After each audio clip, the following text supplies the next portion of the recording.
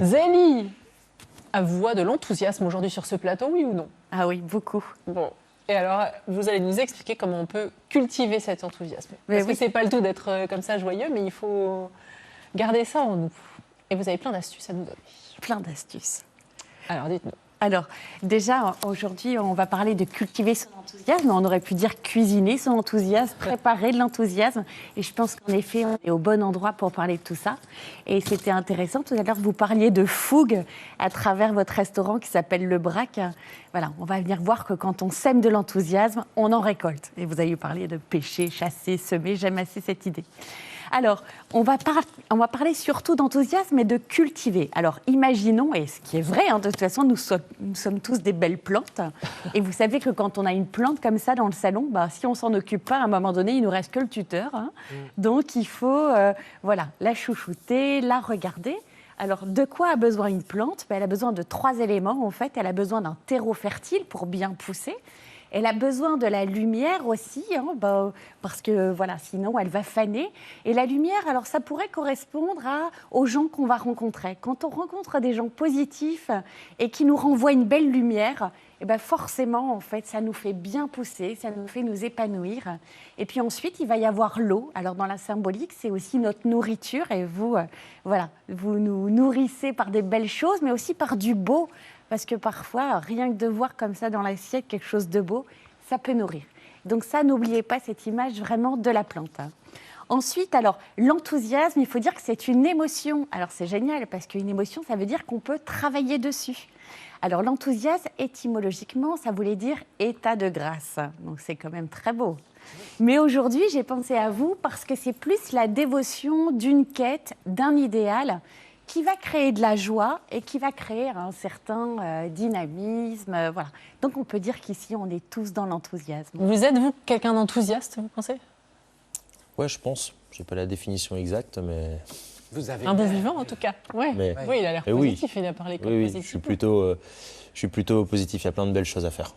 C'est vrai qu'on je comprends bien, donc il faut être passionné, ou en tout cas, pour pouvoir être enthousiaste, il faut pouvoir...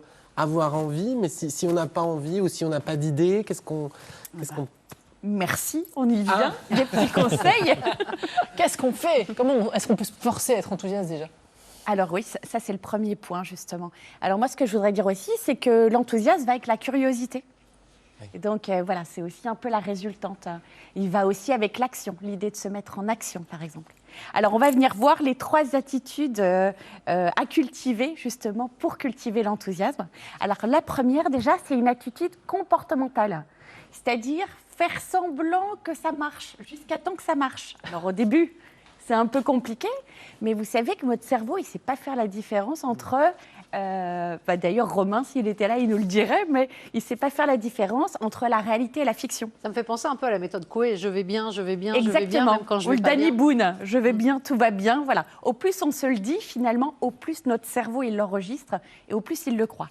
Donc, vraiment, faites semblant, cultivez cet enthousiasme. Et on a tendance à faire l'inverse. Ça va pas, il n'y a rien qui va. Exactement. Ça, on sait faire. Enfin, oui. On sait très bien faire. Surtout en France. Oui, c'est vrai. Nous dit Julien qui vient de Belgique. Pourquoi en Belgique? Vous n'êtes jamais content. Parce que vous êtes toujours content. Disons que oui, je pense que, surtout face à une petite bière, on est plus enthousiaste. On va pas déclencher une guerre entre la France et la Belgique ce matin. Non, je vous piquais, mais c'est vrai que je vois ce que vous voulez dire. Il faut se forcer un petit peu pour que ça aille mieux. Exactement, oser. Et du coup, vous allez voir, ça va venir petit à petit. Donc vraiment, adopter une attitude positive de toute façon. Quand on sème de l'enthousiasme, on récolte de l'enthousiasme. Alors la deuxième petite chose, et là je vais avoir besoin aussi de vos témoignages, c'est-à-dire quelles sont les petites choses dans la journée qui prennent quelques minutes seulement, qui vous mettent en enthousiasme? Présentez, vous êtes formidable. Présentez, vous êtes formidable. Moi, je vais retrouver les collègues, je vais voir mes potes au boulot. Ok. Moi, c'est me doucher.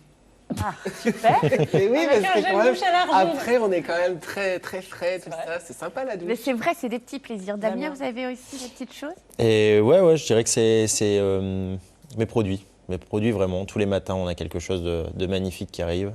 Ce matin, vous avez reçu du poisson, par exemple. Ouais, du poisson. Ça peut paraître con, recevoir du poisson. Mais je vous assure que mon poisson, il est particulièrement beau, quoi. Et ça, c'est Mais chouette. Je vous crois. Parce que moi, j'ai interrogé, alors c'est super sympa de le faire même avec ses enfants, mais j'ai interrogé autour de moi. Et alors, c'est vrai que les petits plaisirs, par exemple, sortir de la boulangerie et juste manger un morceau de pain, aller se coucher dans des draps qui viennent juste d'être changés, allumer une petite bougie parfumée, prendre un café au soleil.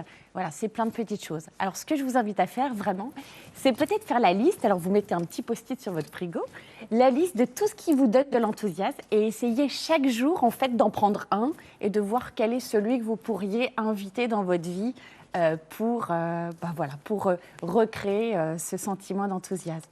Merci beaucoup, Zélie. Une petite conclusion ?